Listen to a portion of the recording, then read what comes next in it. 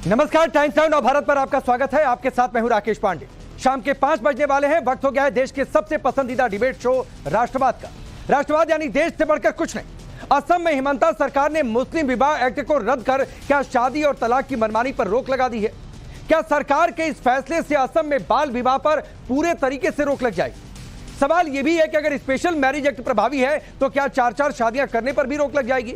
दरअसल हिमंता बिस्वा शर्मा की कैबिनेट ने मुस्लिम विवाह और तलाक रजिस्ट्रेशन अधिनियम एवं नियम 1935 को निरस्त करने के लिए एक विधेयक को मंजूरी दे दी है। सरकार के इस फैसले के बाद सियासत तेज हो गई है। कोई इसे मुसलमानों को टारगेट करने वाला फैसला बता रहा है तो कोई इसके पीछे संविधान बदलने की कोशिश बता रहा है। सवाल यह भी है कि अगर बाल विवाह पर रोक लगाने और महिलाओं के हक की बात हो रही है तो फिर मुसलमान टारगेट पर कैसे हैं? ऐसा नैरेटिव सेट क्यों किया जा रहा? आज इसी मुद्दे पर करेंगे डिबेट, लेकिन पहले एक रिपोर्ट दी।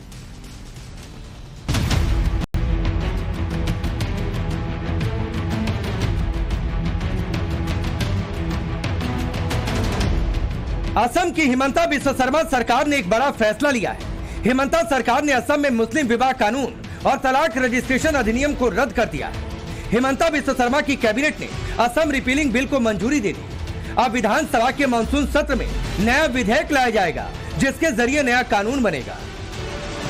सरकार का दावा है कि नए कानून में मुस्लिम महिलाओं की शादी की उम्र 18 साल होगी, लड़कों की शादी की उम्र 21 साल होगी, मुसलमानों का निकाह और तलाक का रजिस्ट्रेशन अनिवार्य कर दिया जाएगा, बाल विवाह की कुप्रथा रुकेगी और बेटियों और बहनों के लिए न्याय सुनिश्चित होगा।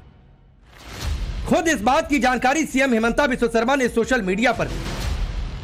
असम मुस्लिम मैरिज एक्ट में चाइल्ड मैरिज को इजाजत देता था, तो हमने ये स्क्रैप करके ऑर्डिनेंस लाए थे।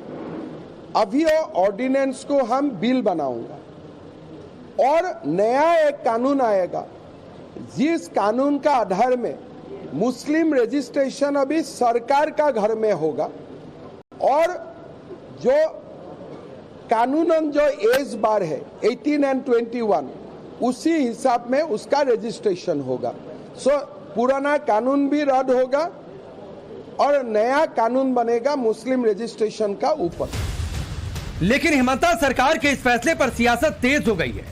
तथा कथित मुस्लिम पैरोकारों ने फैसले को मुसलमानों के खिलाफ बताना शुरू कर दिया है। असम में आईयूडीएफ विधायक रफीकुल इस्लाम आरोप लगा रहे हैं कि हिमंता बिस्वा शर्मा ऐसे फैसले कर मुसलमानों को टारगेट कर रही है। इस एक्ट में जो एक्ट के तहत मुसलमान लोग जो शादी ब्याह हुआ करते थे वो इंडिया के संविधान के खिलाफ भी नहीं है। जब संविधान के दायरे में रह के ये काम चला रहा है उसको बातिल करने की कोई ज़रूरत नहीं थी। तो अगर खामखा आसाम के सीएम को मुसलमान को टारगेट करना है तो हम उसके खिलाफ करते हैं, हम उसको विरोध करते हैं। आप इस तरह की हरकत ना करें, मुसलमान को हमेशा टारगेट ना बनाएं। अब मुसलमान शादी ब्याह कैसे करेगा वो भी आपको पूछ के थोड़ा ही करेगा। मुसलमान की बच्चियाँ लड़कियाँ कैसे कपड़े पहनेगी वो भी आसाम की सीएम साहब को पूछ के थोड़ा ही पहनेगी। हम मुसलमान के घर में किचन में क्या पकेगा वो भी आपको पूछ के बनाना पड़ेगा। असम सरकार के फैसले पर मौलाना साजिद रशीदी अलग ही राग अलाप रहे हैं। साजिद रशीदी का कहना है कि ऐसे फैसले लेकर बीजेपी संविधान को खत्म करना चाहती है। सवाल ये है कि अगर आप ये मैरिज एक्ट खत्म करेंगे उसमें सशक्तिकरण कैसे आएगा महिलाओं का? ये कहना कि ऐसा हो जाएगा ये बिला वजह अपनी बात को पर्दा डालने वाली बात है। ये लोग जानबूझकर, असल में क्या है कि ये संविधान को बदलने की तरफ एक प्रक्रिया है। इन लोगों का नजरिया ये है, अब जो इनके बड़े नेता हैं वो तो खामोश हो गए इन बातों को लेकर। इन्होंने इन छोटे गुर्गों को तैयार कर दिया कि तुम अपने तौर से जहां जहां इनकी बीजेपी की सरकारें हैं वहां वहां इस तरह के ये काम कराएंगे।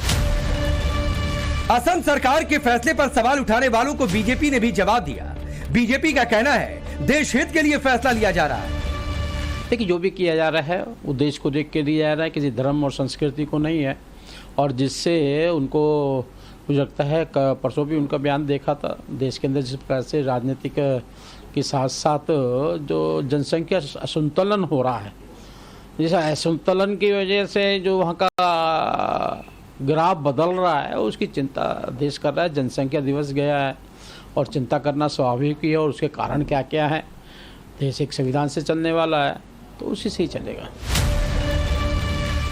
मुस्लिम विवाह एक्ट को खत्म करने से ठीक एक दिन पहले हिमंता बिस्वा शर्मा ने डेमोग्राफी चेंज होने पर भी बड़ा बयान दिया था। हिमंता ने कहा था कि असम की डेमोग्राफी चेंज हो रही है और ये उनके लिए जीने मरने जैसा मुद्दा है। ये बदलती डेमोग्राफी आप लोगों के लिए राजनीतिक मुद्दा है या जब सरकार आएगी तो इस पर कुछ एक्शन? देखिए, बदलते डेमोग्राफी मेरे लिए, मैं असम से आया हूं, ये मेरे लिए बहुत बड़ा मुद्दा है। इसलिए मैं असम में, बंगाल में हर दिन, मेरा असम में मुस्लिम पॉपुलेशन 40% हो चुका है। 1951 में 12%, आज असम में मुस्लिम पॉपुलेशन 40%, हम जिला की जिला खो चुका है। तो मेरे लिए ये मुद्दा पॉलिटिकल नहीं है, मेरे लिए ये जीना और मरने का मुद्दा है। सवाल है कि क्या हिमंता सरकार के मुस्लिम विवाह एक्ट को रद्द करने का फैसला यूसीसी लागू करने का पहला स्टेप है। सवाल यह भी है, अगर मुस्लिम महिलाओं के अधिकारों की बात हो रही है तो इससे तथाकथित मुस्लिम पैरोकारों को दिक्कत क्यों है? आखिर भाईजान आग बबूला क्यों है? ब्यूरो रिपोर्ट, टाइम्स नाउ नव भारत। आपका परिचय आज के मेहमानों से करवाता हूं। हमारे साथ शबनम खान है, अंबर जैदी स्टूडियो में मौजूद हैं, Haziq Khan ji Islamic scholar, Haider Mujeeb political analyst हमारे साथ जुड़े हुए हैं और मोहम्मद अतीक जो कि नेशनल ज्वाइंट सेक्रेटरी हैं इंडियन यूनियन मुस्लिम लीग के। आप सभी का बहुत बहुत स्वागत है। अतीक भाई, आप बाहर से, मैं आप ही से शुरू कर लेता हूं। एक फैसला जो मुस्लिम बेटियों के हक में है कि भाई कम उम्र में उनकी शादी ना हो, कम उम्र में वो प्रेग्नेंट ना हो जाएं, 10 तरीके की समस्याएं हो सकती हैं, उसको रोकता है एक फैसला। तो ये मुसलमान टारगेट पर कैसे हो गए इस फैसले के जरिए? देखिए राकेश भाई, ये अतीक भाई से सवाल था चूंकि बाहर से हैं वो। अच्छा, देखिए दरअसल बात ये कि मैं तो इसको अलग परिप्रेक्ष्य में देखता हूँ। दरअसल बात ये कि भारतीय जनता पार्टी का ये जो हिंदू मुस्लिम कार्ड था पहले से ही फ्लॉप हो चुका है। लोकसभा में बहुत करारी हार हुई है, उसके बाद जो है बाई इलेक्शन में इनको जो हार हुई है, अब उसकी भरपाई, क्योंकि अभी उत्तर प्रदेश में और भी बहुत सारे स्टेट में इनको बाई इलेक्शन में जाना है। तो अब ये सेंटर की जो इनकी राजनीति है वो तो खत्म हो गई है, क्योंकि वहां तो बैसाखी वाली सरकार चल रही है। वहां पर भी कुछ सेक्युलर दल हैं जो इनको समर्थन दे रहे हैं, तो वो नाराज हो जाएंगे। तो इन्होंने क्या करा है कि अलग अलग पॉकेट्स में अपनी वही हिंदू और मुसलमान वाली राजनीति शुरू कर दी है। और हेमंत बिस्वा शर्मा जो हैं वो तो कुछ ना कुछ बोलते ही रहते हैं। लेकिन अगर हम इस कानून का एनालिसिस करेंगे, अगर हमें लगता है कि ये कानून हमारे खिलाफ जा रहा है, हमारी बेटियों के खिलाफ जा रहा है, उनकी जिंदगी बर्बाद करने वाला अगर होगा, तो हम जरूर इस पे कानूनी एक्शन। अरे अतीक भाई बताइए ना, आप कहां किसकी सरकार बैसाखी पर, क्या क्यों पॉलिटिकल होने लगे भाई आप? एक सीधी सी बात है, नंबर एक बात कि इसमें हिंदू मुस्लिम वाला कोई मसला है नहीं। ये मुस्लिम मैरिज एक्ट अधिनियम था, पंजीकरण के लिए नियम था, उसको रद्द किया गया जो 1935 में था, अंग्रेजों के समय का था। नंबर एक बात है कि स्वतंत्रता के बाद नहीं बना था, अंग्रेजों के समय का कानून था, नंबर एक बात है। और नंबर एक बात है कि असम के सीएम ने 2 टूक कहा कि इसलिए बदल रहे हैं क्योंकि बाल विवाह रुक जाए, क्योंकि ये कानून जो 1935 का है ये बच्चियों के निकाह की इजाजत देता है, हम इसको रोकना चाहते हैं। हम चाहते हैं कि 18 साल से पहले किसी मुस्लिम बेटी की शादी ना हो। एक ही बात है। देखिए राकेश जी, मुझे लगता है कि आपको इतना बुरा मानने की जरूरत नहीं है। नहीं, मैं बुरा कहाँ मान रहा हूँ? आप हिंदू मुस्लिम घुसा रहे थे, मैं बता रहा हूँ कि इसमें हिंदू मुस्लिम नहीं है, इसमें सिर्फ मुस्लिम मुस्लिम है। हिंदू मुस्लिम कर रही है और आप बकाया बार बार जो है तथाकथित मुसलमान तथा, तो इससे मुझे लगता है खैर कोई बात नहीं। मगर मैं ये आपको बता दूं कि मुसलमानों में कोई बाल विवाह नहीं होता है। मुसलमानों में जब लड़की बालिग हो जाती है, लड़का बालिग हो जाता है, अब सरकार जो है बालिग होने की परिभाषा क्या है जरा बताइएगा? 30 साल के जो है आदमी को कहे कि अब 29 साल को। ठीक है अतीक भाई, बालिग होने की परिभाषा क्या है? सरकार 33-35। अच्छा छोड़िए, आप नहीं बताएंगे, मैं यहाँ पूछ लेता हूँ। देखिए शबनम जरा बताइए, ये कह रहे हैं बालिग हो जाते हैं उसके बाद शादी, तो ये बालिग होने की परिभाषा क्या है? उसको मानेंगे नहीं, हम उसका कानूनी जवाब तलाश करेंगे। सर आप कानूनी जवाब तलाश करिए ना, उससे आपको रोका किसने है? लेकिन जो बालिग होने की परिभाषा आपके हिसाब से उसी में सब झोल है। शबनम राकेश भाई, आपके हिसाब से जो बालिग होने की परिभाषा है उसमें सारा नहीं, क्यों झोल है? कानून, एक मिनट शबनम, कानून के हिसाब से 18 साल है। मैं किसी पर्सनल लॉ की बात नहीं कर रहा हूं। शबनम अब बोलिए। इससे पहले जो रजिस्ट्रेशन होता था वो भी कानूनी होता था, संवैधानिक होता था। अरे अंग्रेजों के समय का कानून था भाई, 1935 का बना हुआ।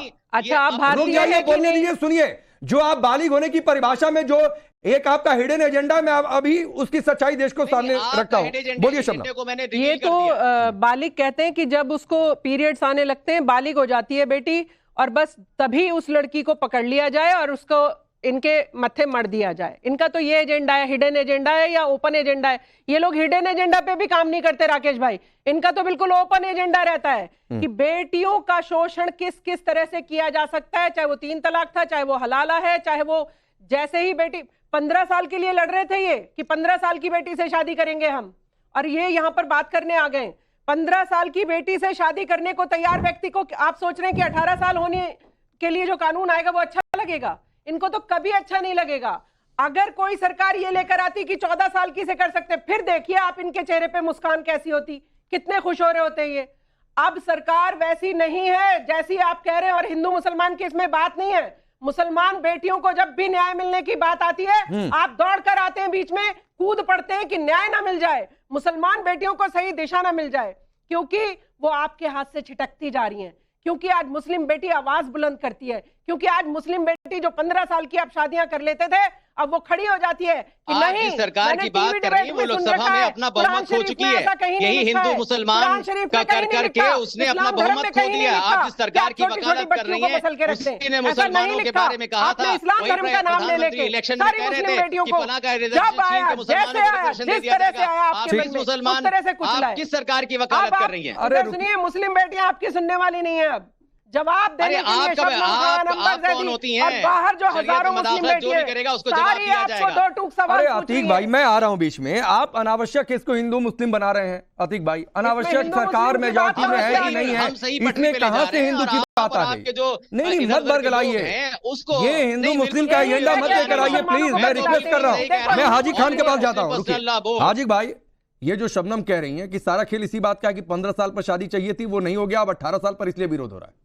राकेश जी, भारत के लोग संविधान के मानने वाले हैं और इस्लाम धर्म भी कह रहा है कि जिस मुल्क में रहे उस संविधान को मारो। जब हमारे संविधान के एतबार से 18 साल से कम लड़की की शादी नहीं होती तो किसी को भी अधिकार नहीं है, चाहे वो मुसलमान हो, हिंदू हो, सिख हो, ईसाई हो, किसी को भी अधिकार नहीं है कि वो 18 साल से कम बच्चों किसी पर्सनल लॉ में भी नहीं होना चाहिए ना।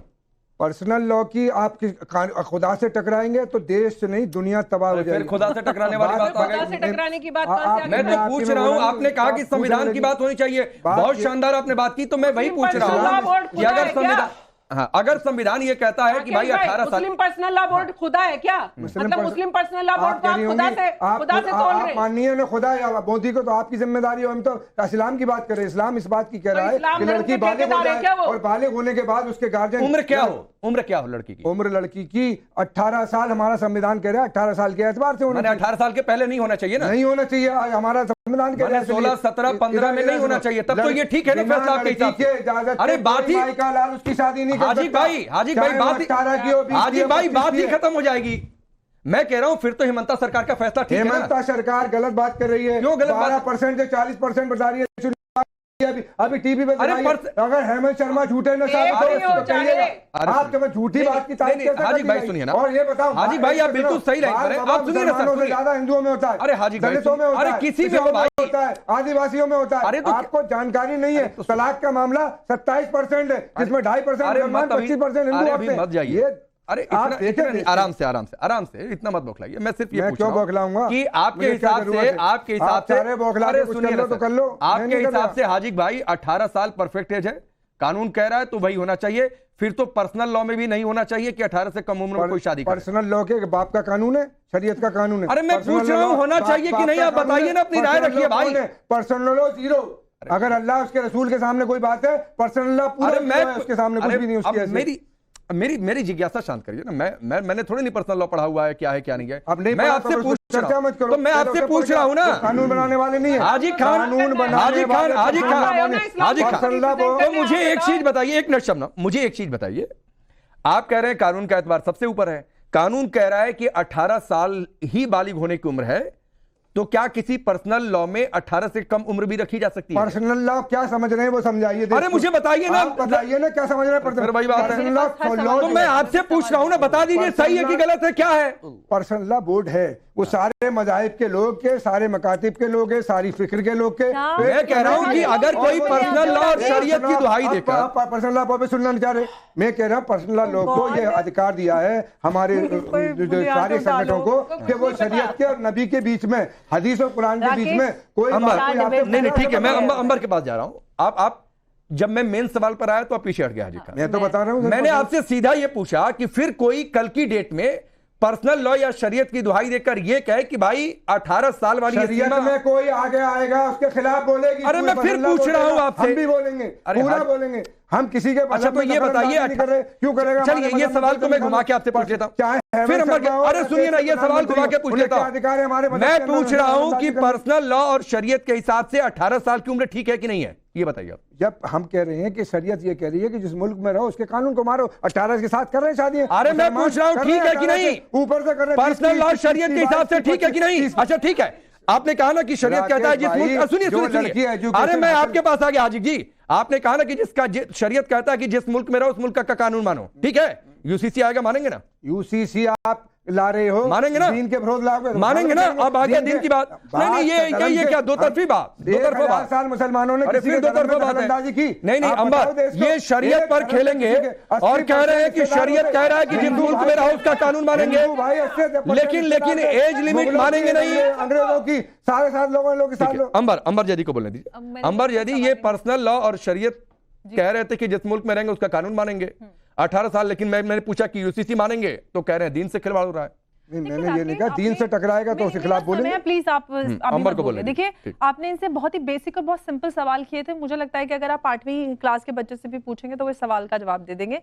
मुस्लिम personal law, Hindu personal law, Christian personal law, ये एक अलग अलग हमारे यहाँ धर्म के आधार पर संवैधानिक तरीके से पर्सनल लॉज है। लेकिन ये समझते हैं मुस्लिम पर्सनल लॉ और मुस्लिम पर्सनल लॉ बोर्ड एक ही चीज है। ये बहुत ही एक एनजीओ है और एक जो संविधान के तहत एक अधिकार बना हुआ है, जबकि ऐसा कुछ नहीं है। अगर हम शरीयत एक्ट की बात करें 1937 जो अंग्रेजों का बनाया हुआ था, जो भारत का विभाजन करने के लिए कानून बनाया गया था कि भारत में हिंदू और मुसलमान विभाजित हो, जिसके फलस्वरूप भारत से पाकिस्तान का विभाजन हुआ। और आज भी कुछ तथाकथित लोग उसी के आधार पर इस देश को विभाजित करने में लगे हुए। लेकिन मैं आपके सवाल पर आती हूँ, जो बेसिक आज का मुद्दा है वो ये है कि जो minimum of age of marriage है, अगर हम पर्सनल लॉ की बात करते हैं, सबसे पहली बात तो शरीयत एक्ट या शरीयत कोई भी चीज कोडिफाइड नहीं है। एक पन्ने का एक कानून है जिसमें 4-6 चीजें लिखी हुई कि मुसलमान अपने हिसाब से शरीयत के हिसाब से चलेंगे। उसके लिए उन्होंने एक all India Muslim personal law board बना दिया। वहां पे बैठे मौलाना डिसाइड करेंगे कि कौन सी क्या चीज सही है, किसका तलाक हुआ नहीं हुआ, किसका गुजारा भत्ता मिलेगा, किसकी शादी कब होगी और minimum of age of marriage personal law में, मुस्लिम पर्सनल लॉ में डिफाइंड नहीं है। और अगर आप शरीयत के हिसाब से भी चले तो जब एज ऑफ प्यूबर्टी आ जाए तो आप लड़की की शादी कर दीजिए। तो 10 साल की लड़की की भी शादी होती है मुसलमान, 12 की भी होती है, 14 की भी होती है। और उसको जो उसका बचपन जो है एक समान शिक्षा का अधिकार है। सबसे पहले तो उसका शिक्षा का अधिकार जाता है, उसका बचपन छीना जाता है। फिर उसके बाद जब कम उम्र में शादी हो जाती है तो कम उम्र में प्रेगनेंसी होने की वजह से कितनी ही सारी बच्चियों की जान जाती है एक्सेसिव ब्लीडिंग की वजह से, क्योंकि बच्चियां प्रेगनेंसी को बेयर करने के लिए इस लायक नहीं होती। क्योंकि जो सरकार एक और कानून ला रही थी ना 21 साल समान उम्र करने के लिए, क्योंकि 18 और 21 जब लड़के लड़की की उम्र होती है और बहुत सारे बच्चे जब लव मैरिज करने की कोशिश करते हैं तो लड़के पे इस तरह के चार्जेस लग जाते हैं कि लड़की को भगा लिया एंड ऑल दैट। तो उसको भी समान करने के लिए सरकार ने एक इनिशिएटिव लिया है, वो भी आएगा। तो सवाल यही है कि यहाँ पर अंबर जो आपने बात कही है जी, मैं एक डेटा दे देता हूं, उसके बाद हैदर मुजीब आपके पास आता हूं। एक डेटा यह है कि 12 साल की लड़की की शादी हो जाए, 13 साल की, 14 साल, 15 साल वो प्रेग्नेंट हो जाए, प्रेगनेंसी वो झेल पाएगी नहीं झेल पाएगी, एक डेटा है और जिसे खुद हेमंता बिस्वा शर्मा ने अपने सोशल मीडिया पर दिया है, जो बाल विवाह के खिलाफ वो मुहिम चला रहे हैं।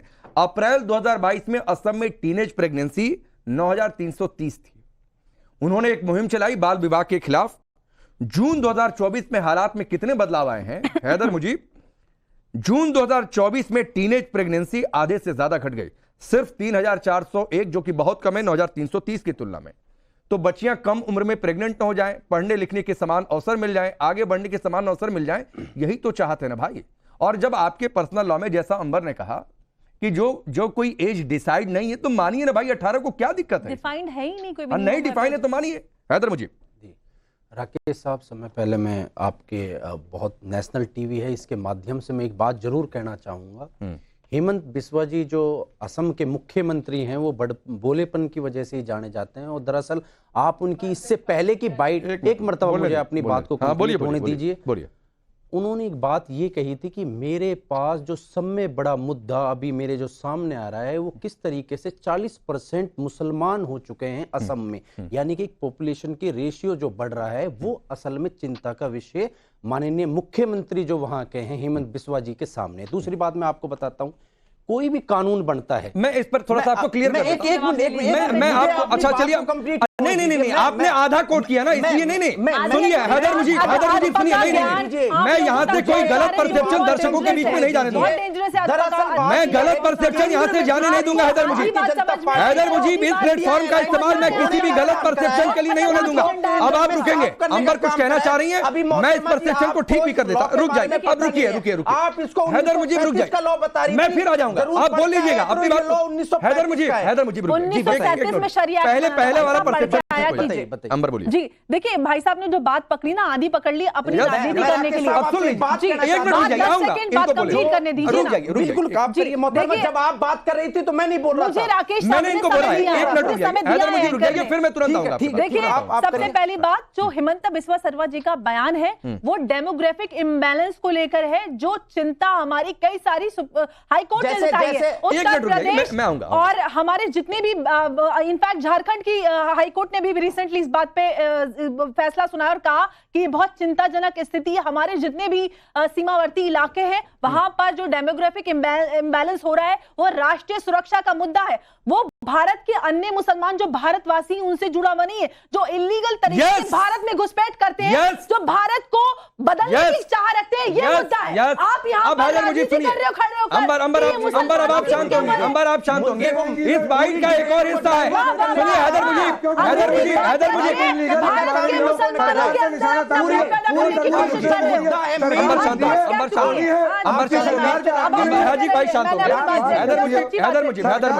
हैदर मुजीब मैं दोबारा आपके पास आ रहा हूं। आपने जो अंबर ने बात कही इसको मैं और सिंप्लीफाई कर देता हूं, सुन लीजिए। हिमंता की एक और बाइट थी और उसमें उन्होंने कहा था कि चूंकि बांग्लादेशी घुसपैठिए बहुत तादाद में असम में आ गए और उन्होंने असम की बेटियों से शादी की है और इसलिए ये डेमोग्राफी चेंज उनके लिए चिंता का विषय है। तो घुसपैठियों की वजह से डेमोग्राफी चेंज, ऐसा नहीं है कि जो हिंदुस्तानी मुसलमान हैं उनकी तादाद बढ़ी और इसलिए चिंता का विषय है। अब चलिए मैं अपने मुद्दे पर आता हूं। या तो आप जो चाहोगे मैं सबक मान लूंगा या हेमंत शर्मा को इस्तीफा करा देना। क्या चीज का? जो 1951 में 12% थे, आज 2024 में 40% मुसलमान बताइए। अगर इतना परसेंटेज है, हाजी भाई एक तो मैं अपने मुद्दे पर दोबारा लौटता हूं और आपको एक फ्री की एडवाइस दे देता हूं। अगर आपको लगता है कि गलत डेटा दिया है तो आप कोर्ट चले जाइए और कहिए कि हिमंता बिस्वा सर्मा मिसलीड कर रहे हैं। बात खत्म सर, यहाँ पर फैसला मत करिए। चलिए हैदर मुजीब मैं दोबारा आ रहा हूं। ये बाल विवाह के खिलाफ मुहिम का असर है, मुहिम की कोशिश है। ये क्यों जिद है कि 18 साल से कम उम्र में ही शादी करेंगे? मैं आप राकेश जी, मैं आपसे वही बात कहना चाहता हूं कि मेरी आदरणीय बड़ी बहन शबनम जी भी और अंबर जैदी साहब जब बात कर रहे थे तो मैंने इनको इंटरप्ट नहीं करा, ना मैं इनके बीच में वही तो बोल रहे हैदर मुझे को बोल। मैं आपसे कहना चाहता हूं कि हाल ही में अभी की स्टेटमेंट बताता हूं मैं। अमित शाह जी जो गृह मंत्री हैं अभी रेवाड़ी में गए थे, उन्होंने कहा था कि हरियाणा में 90 विधानसभाओं की सीटें हैं, 5 विधानसभा सीटें मेवात में आती हैं। उन्होंने कहा था कि अगर कांग्रेस आ गई तो मुसलमानों को रिजर्वेशन। मैं अमित शाह पर नहीं चर्चा कर रहा हूं भाई, इससे कोट करिए ना। मेरा आपसे सवाल है, नहीं हैदर मुझे प्लीज सवाल करिए। मेरी बात ये सुनिए, अगर ये पॉलिटिकल डिबेट रही होती। राकेश साहब, अच्छा चलिए राकेश साहब, आप मेरे बड़े भाई हो, मैं आपसे निवेदन करता हूं कृपया करके बस मैं 1 मिनट में अपनी बात को खत्म। लेकिन मुझे मेरे सवाल का जवाब मिलना चाहिए। मैं उसी सवाल पे आ रहा हूं। यानी कि मैं ये कहना चाहता हूं कि जहां हरियाणा में 90 विधानसभा सीटें, जहां स्पष्ट ये आ रहा है कि भूपेंद्र सिंह हुड्डा जी की अध्यक्षता में वहां कांग्रेस सरकार बनने जा रही है और मुसलमानों का तो वहां समीकरण ही नहीं है, वहां जाके वो मुसलमान पे राजनीति करना चाह रहे हैं। देखिए इसीलिए मैं अरे भाई ये सवाल आपसे हैदर मुजीब क्या था? मेरा सवाल बहुत सीधा सा था। नहीं आप मेरे सवाल पर नहीं आ रहे। अरे 18 से कम उम्र में शादी क्यों चाहिए भाई? तो बोलिए ना कि क्यों विरोध कर रहे हैं? तो हाजी भाई क्यों विरोध कर रहे हैं? बोल दीजिए कि ठीक है फैसला। तो मैं कह रहा हूँ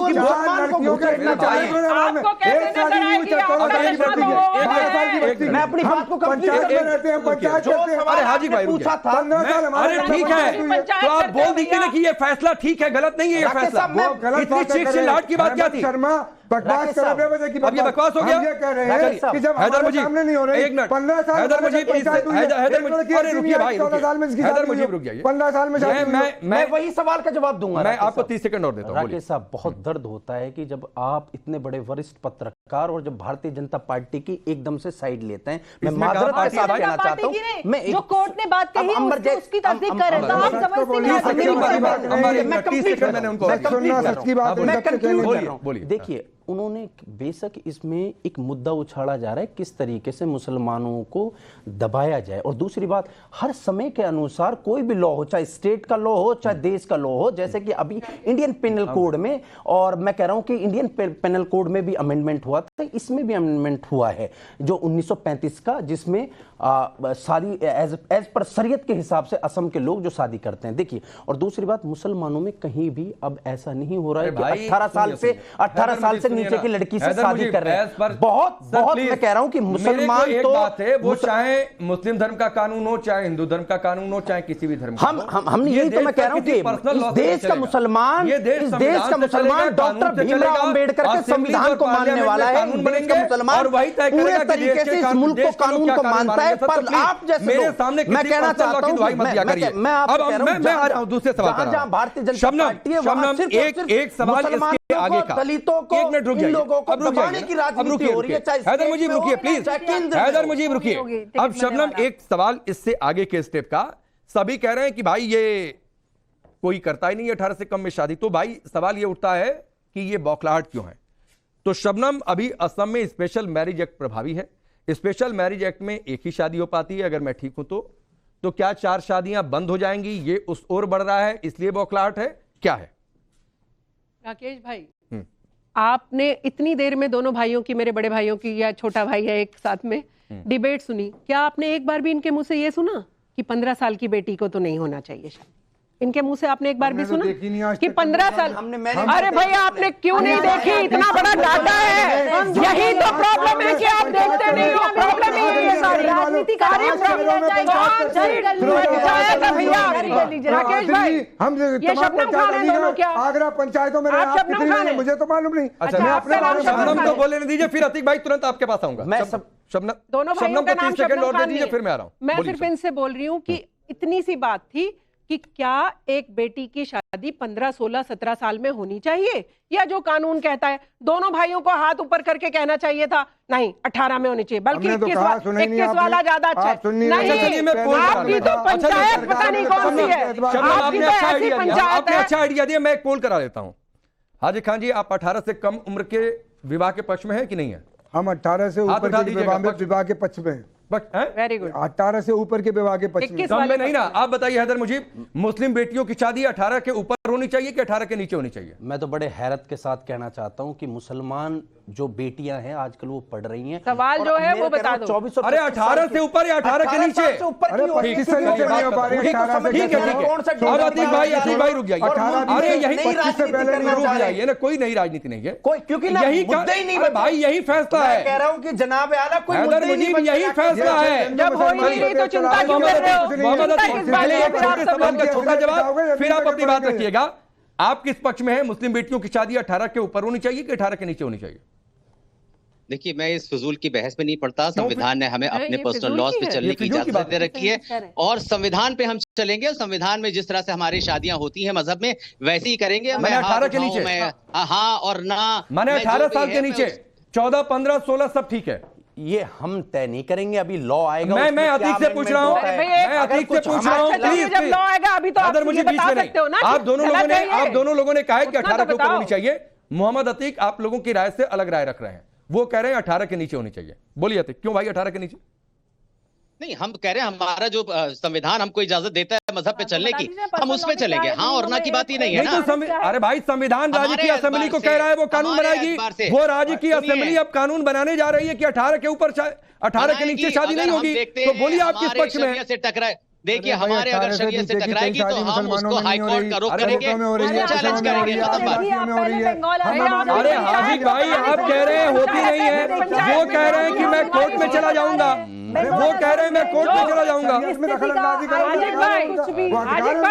पंचायत में जाते हो भाई? एक बात जरूर कहना चाहता हूं कि आपके टीवी के माध्यम से पूरा मुल्क इस नवभारत टाइम्स को देखता है। देखिए, पहली बात तो मैं ये कहना चाहता हूं कि हम डॉक्टर भीमराव अंबेडकर के संविधान को मानते हैं और हमेशा ही मानते रहेंगे इंशाअल्लाह ताला, जब तक इस मेरी जान रहेगी और हम इस मुल्क में रहेंगे। दूसरी बात मैं कहना चाहता हूं, उन्हीं अब समय नहीं है, सुन लीजिए, यदि उन्हीं डॉक्टर भीमराव अंबेडकर के बनाए संविधान ने इस देश में पार्लियामेंट और असेंबली को ताकत दी कि वो कानून बनाए, कानून में संशोधन करें और कानून में संशोधन हो जाए, नया कानून आ जाए तो हमारे फिर पर्सनल लॉ की दुहाई मत दिया करिए और ये बात सभी धर्मों पर समान रूप से लागू होनी चाहिए। लेकिन मैं, मेरे पास समय नहीं है। हाजी भाई और हैदर मुजीब, आप लोगों ने माना कि 18 के ऊपर शादी होनी चाहिए, 18 के नीचे नहीं, लेकिन मोहम्मद अतीक इससे अलग राय रख रहे थे। वो कह रहे थे मैं कोर्ट में चला जाऊंगा क्योंकि ये हमारे मजहबी मामलों में दखल है। असर अब इस देश में मुस्लिम बेटियां ही तय करेंगी कि कौन मौलाना उनके पक्ष में है और कौन मौलाना उनके विरोध में है। बहुत बहुत शुक्रिया आप सभी का हमसे जुड़ने के लिए।